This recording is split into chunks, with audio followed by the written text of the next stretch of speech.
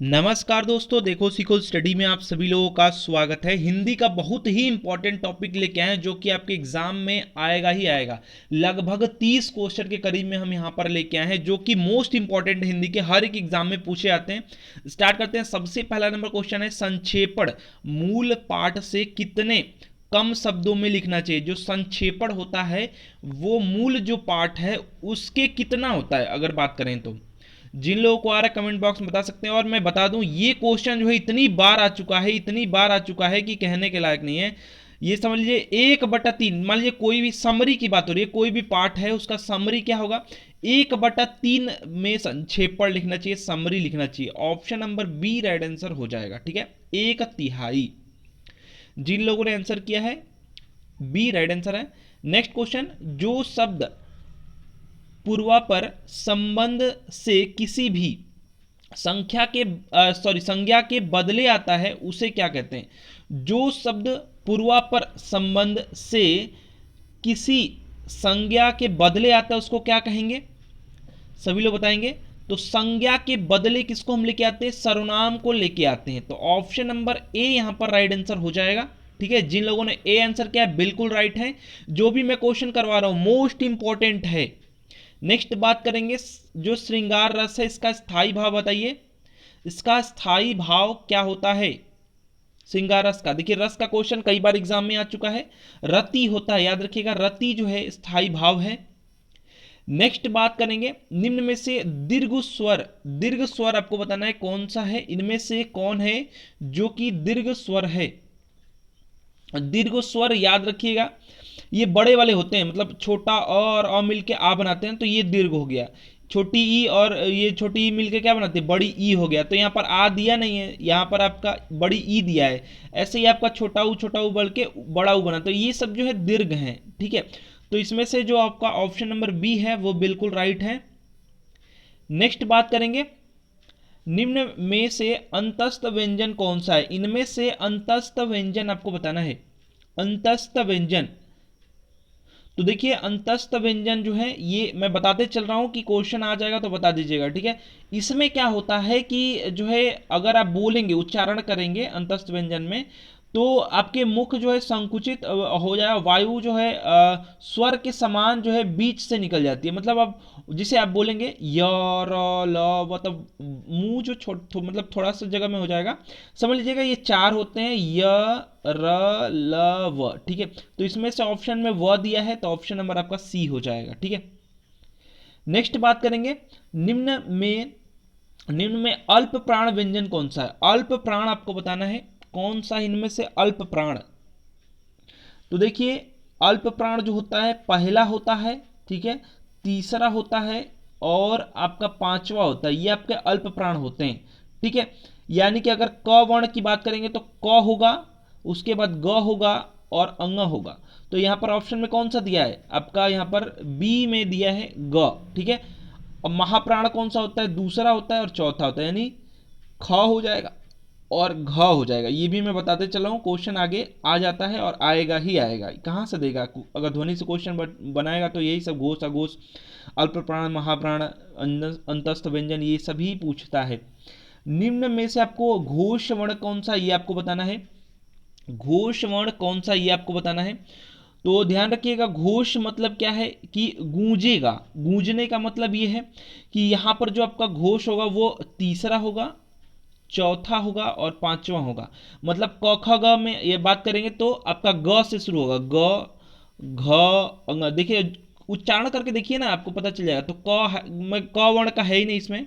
इसमें च वर्ण का है तो च तो होगा नहीं, क भी नहीं होगा। फिर उसका ट है, तो ये सब स्टार्टिंग के हैं। तीसरा चौथा पांचवा की बात हो रही है, ज हो जाएगा। च छ ज है ना, तो ज जो है आपका घोष है। अघोष और घोष आपका होता है। अघोष जो है, अब अघोष अगर पूछ लेता है तो आप समझिएगा जो ये नहीं है, मतलब कि तीसरा चौथा पांचवा नहीं, मैंने पहला दूसरा जो रहेगा।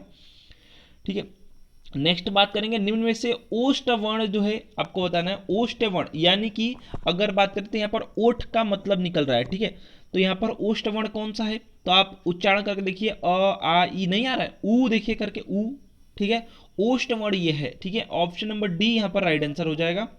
नेक्स्ट बात करेंगे, निम्न में से योग रूढ़ शब्द आपको बताना है। योग रूढ़ आपको बताना है। जिन लोगों को आ रहा है बता सकते हैं योग रूढ़ शब्द कौन सा है। योग रूढ़ दोस्तों ऐसे होते हैं ना कि मतलब इनको तोड़ेंगे ना तो उनका भी एक अर्थ मतलब पता चल जाएगा आपको, ठीक है। जैसे आप यहाँ पर देखिए जलज, ठीक है, मतलब यहाँ से अगर हम तोड़ दें तो जल का भी कोई मतलब है। और एक और ट्रिक है, जिसे योग रूढ़ को अगर आपको पता करना है ना तो यहाँ पर क्या होता है कि ये अधिकतर जो है पर्यायवाची रहता है किसी का। तो जलज आप बताइएगा कमेंट बॉक्स में किसका ये पर्यायवाची है, या फिर पंकज मान लीजिए आ गया, तो ये सब किसका पर्यायवाची कमेंट बॉक्स में लिख करके बताइए। योग रूढ़ पहचाने का यही ट्रिक है। चलिए नेक्स्ट बात करेंगे, महोत्सव में आपको संधि विच्छेद बताना है। देखिए यूपीएसआई और यूपी पुलिस लेखपाल सभी के लिए इंपॉर्टेंट है, यानी कि टीचर के भी जो एग्जाम के लिए हिंदी का पेपर आता है वो भी आपके लिए उसमें भी इसमें से फंस जाएगा। उस एग्जाम में भी, हर एक एग्जाम में जिसमें भी हिंदी पूछी जाती है यहां से क्वेश्चन बनते ही बनते हैं भाई। चलिए नेक्स्ट है महोत्सव का संधि विच्छेद आपको बताना है। तो जिन लोगों को आ रहा है कमेंट बॉक्स में बता सकते हैं कि महोत्सव का जो है क्या होगा संधि विच्छेद।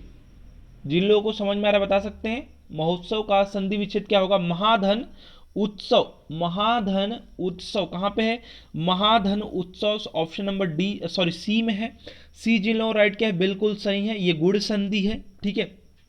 गुड़ संधि में क्या होता है, ये आपका अ या आ के बाद ऊ या आपका ऊ मतलब बड़ा ऊ आ जाता है, तो ये आपका ओ बना देता है, ठीक है। बैलगाड़ी में समास आपको बताना है कौन सा समास है। ये सभी क्वेश्चन जो हम करवा रहे हैं विभिन्न परीक्षाओं में पूछे गए हैं। बैलगाड़ी में कौन सा समास है कमेंट बॉक्स में सभी लोग बताएंगे। देखिए बैलगाड़ी में आपका जोर दिया जा रहा है, ठीक है। यहां पर जो है आपका तत्पुरुष समास होगा, संबंध जो है दे रहा है यहां पर, समास आपका तत्पुरुष हो जाएगा। नेक्स्ट बात करेंगे आगमन का उपसर्ग आपको बताना है। आगमन में उपसर्ग क्या है, तो आप देख कर के समझ में आता है कि उपसर्ग यानी आगे, प्रत्यय यानी पीछे, यानी आगमन यानी आ और गमन है, इसके आगे आ लग गया है उपसर्ग यानी आ हो जाएगा। ऑप्शन नंबर ए आपका राइट आंसर हो जाएगा। नेक्स्ट बात करेंगे इसी प्रकार से रसोईया माने प्रत्यय मतलब कि पीछे क्या लगा हुआ है, कमेंट बॉक्स में सभी लोग बताइए।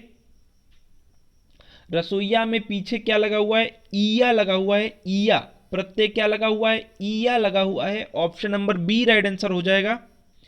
नेक्स्ट बात करेंगे निम्न में से कौन सा शब्द तत्सम है, इनमें से कौन सा है जो कि तत्सम है, कमेंट बॉक्स में सभी लोग बताइए तत्सम कौन सा है, तत्सम कौन सा है। क्षेत्र जो है ये आपका तत्सम है। इसी का देखिए मैं बता दूं, कई लोग यहां पर मेरी बात से सहमत भी नहीं होंगे, ध्यान दीजिएगा। जो खेत बना है ना खेत, ठीक है, तो ये जो है ना खेत जो है ना ये क्षेत्र से ही बना है। धीरे धीरे बोलते बोलते जो है अपभ्रंश करते करते या फिर कहेंगे बदलते बदलते तद्भव जो है आपका खेत हो गया। खेत पहले क्षेत्र बोलते होंगे, क्षेत्र बोलते हैं, कई लोग छ को ख भी बोलते हैं, आपने सुना होगा। ये धीरे धीरे चेंज होता है, ठीक है। तो क्षेत्र जो यहाँ पर आपका क्या है तत्सम है। बाकी ये खेत का है, इसका तद्भव अगर पूछ लेगा तो, ठीक है। जीव अरे सॉरी यहाँ पर गधा जो है, गधा का आप जो जानते ही हैं कि गधा को गर्धव बोलते हैं, गाय को आप जानते हैं गौ बोलते हैं, और घर को गृह बोलते हैं। तो ये जो है आपका तत्सम हो जाएगा, मतलब कि गौ गर्धव और जो गृह है ये तत्सम हो जाएगा, लेकिन ये सब तद्भव दिया है। इसका तद्भव जो खेत है, ये याद रखिएगा एग्जाम में आता है, कई लोगों को समझ में नहीं आता क्षेत्र का।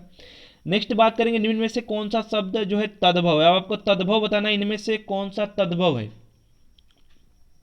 तो देखिए ये सभी जो है आपके तत्सम है। तद्भव जो है इनमें से ये है जीव, और इसका होता है तत्सम क्या होता है जिह्वा, जिह्वा जीव रहता है ह में, जिह्वा हो जाएगा, ठीक है। ऑप्शन नंबर सी तद्भव है। नेक्स्ट बात करेंगे निम्न में से कौन सा शब्द जो है देशज है, इनमें से कौन सा है जो कि देशज है। देशज को मैंने आपको ट्रिक भी बताया था कि कैसे देशज को पकड़ सकते हैं, लेकिन अगर आप इसका देखेंगे तो कुछ पता नहीं चलता ये इनका जो है कहाँ से जो है इनका उत्पन्न हुआ, या कहाँ से ये आए हैं। तो ये कटोरा जो है देशज है। मैंने आपको बताया था किल किल कटोरा, ये सब कुछ आपको देखने में लगेंगे कि खाटी लोग ऐसा यूज़ करते हैं गांव देहात में, लेकिन ये सिर्फ ट्रिक है, ये पूरी तरह से सच नहीं हो सकता है। अगर आप इसका पढ़ेंगे डेफिनेशन या फिर कहें परिभाषा, तो वो कहेंगे कि इनके मतलब उत्पन्न का कुछ आता पता नहीं रहता, स्रोत नहीं पता रहता, उनको कहते हैं देशज। Option number D right answer हो जाएगा। नेक्स्ट बात करेंगे निम्न में से कौन सा शब्द जो है विदेशी है, इनमें से विदेशी कौन सा शब्द है बताइए। विदेशी कौन सा शब्द है? थोड़ा सा तेज तेज आंसर किया कीजिए कमेंट बॉक्स में जल्दी जल्दी, और लास्ट में बताइएगा आपने कितने सारे क्वेश्चन का सही जवाब दिया है।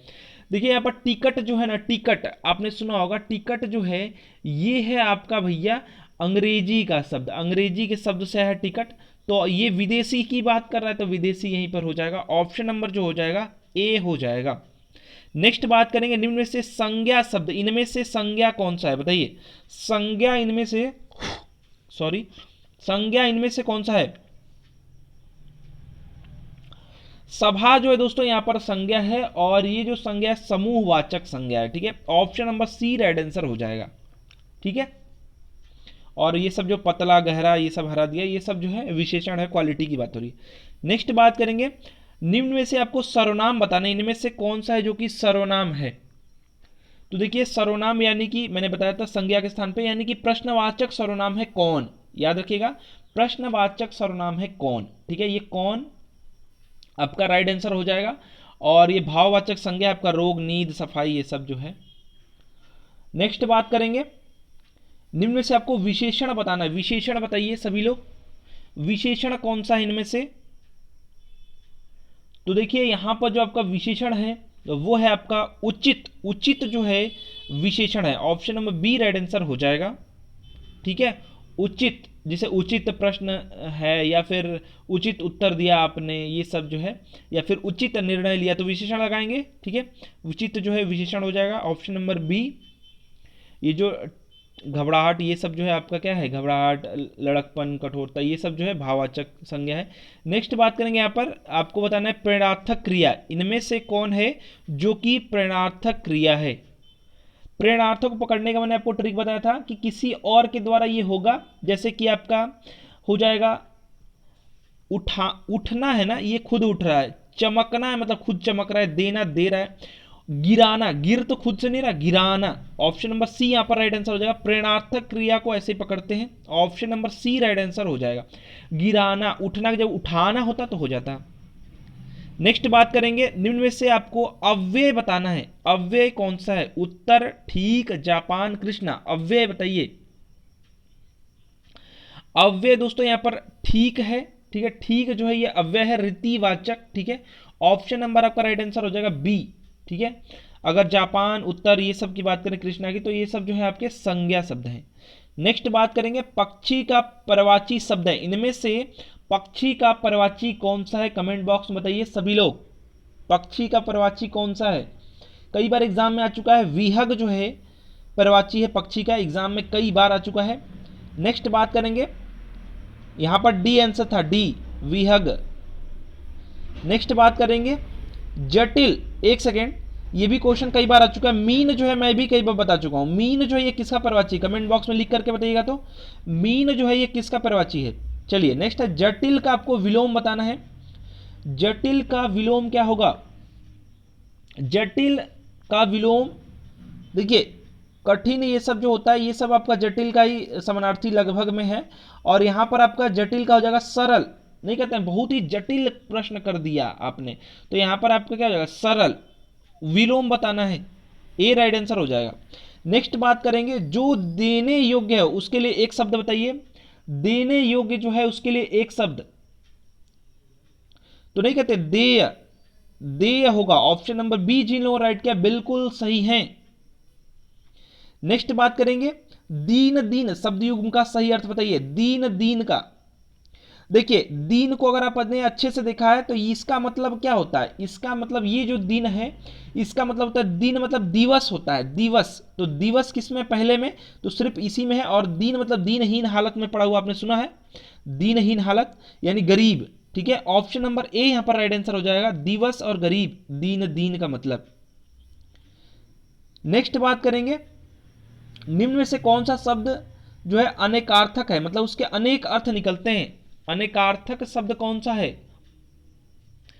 याद रखिएगा, अंबर जो है अनेकार्थक है, इसका मतलब क्या क्या हो जाता है? आकाश, आकाश तो एक जानते ही हैं, बादल भी हो जाता है भैया, और वस्त्र भी हो जाता है, वस्त्र भी होता है, ठीक है। तो option number C right answer हो जाएगा भाई। नेक्स्ट बात करेंगे, निम्न में से वर्तनी दृष्टि से शुद्ध शब्द है, इनमें से निम्न में से वर्तनी की दृष्टि से कौन सा शुद्ध है बताइए? कौन सा सही लिखा हुआ है, शुद्ध कौन सा है भाई?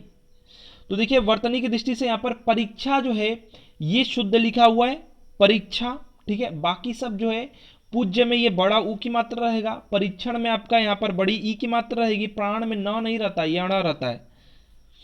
चलिए नेक्स्ट बात करेंगे, निम्न में आपको वर्तनी की दृष्टि से अशुद्ध शब्द, अशुद्ध अब आपको बताना है, अशुद्ध बताइए, वर्तनी की दृष्टि से अशुद्ध बताइए। अशुद्ध है भैया प्रामाणिक, प्रामाणिक यहां पर अशुद्ध है, जबकि होता क्या भैया, प्रामाणिक होता है, प्रामाणिक। ऑप्शन नंबर आपका हो जाएगा डी। नेक्स्ट बात करेंगे, निम्न में से अधिकरण कारक का परसर्ग कौन सा है? अधिकरण कारक का परसर्ग कैसे पहचानेंगे बताइए, कौन सा है इनमें से? अधिकरण कारक का परसर्ग बताइए। परसर्ग होता है दोस्तों पर, यहां पर अधिकरण का होता है पर, ठीक है। अधिकरण मतलब आप ऐसे भी दिमाग में बैठाइए कि जो है अधिकार कर रहा है, लेकिन इससे कुछ मतलब नहीं निकलेगा, लेकिन आप समझ लेंगे ना, तो जैसे नहीं कहते मेरी इस किताब पर मेरा अधिकार है, तो ऐसे आप याद करेंगे तो ट्रिक है ये सिर्फ, ठीक है। जैसे एग्जाम्पल में माताजी छत पर हैं, तो छत पर जो है यहां पर अधिकरण हो जाएगा, तो ऐसे आप करेंगे, ठीक है। नेक्स्ट बात करेंगे, यहां पर क्वेश्चन है, निम्न में पुल्लिंग शब्द कौन सा है? क्षमा, घटना, क्षेत्र और रीति, बताइए पुल्लिंग शब्द इनमें से कौन सा है? क्षमा, घटना, क्षेत्र, रीति। पुल्लिंग दोस्तों यहां पर क्या है, क्षेत्र है, क्षेत्र जो है ये पुल्लिंग है, ठीक है। क्षेत्र जो है आपका पुल्लिंग है, जबकि क्षमा, घटना और रीति जो है ये सब जो है स्त्रीलिंग है, याद रखिएगा, बहुत ही इंपॉर्टेंट क्वेश्चन है। तो देखिए दोस्तों ये आपके कंप्लीट हो चुके हैं, 30 क्वेश्चन के करीब में हमने यहाँ पर कंप्लीट करा है। आशा करते हैं कि आपको वीडियो पसंद आया होगा, और कमेंट बॉक्स में जरूर जरूर बताइए कि आपने 30 क्वेश्चन के करीब में हमने जो करवाया इसमें कितने सारे क्वेश्चन आपके राइट हुए हैं। आशा करते हैं वीडियो पसंद आया, वीडियो को अधिक से अधिक लाइक शेयर कीजिएगा, आपका लाइक शेयर और अच्छे अच्छे कमेंट ही हमें मोटिवेट करता है कि वीडियो बनाने के लिए। हमारा वीडियो देखने के लिए आप सभी लोगों का फिर से बहुत बहुत धन्यवाद।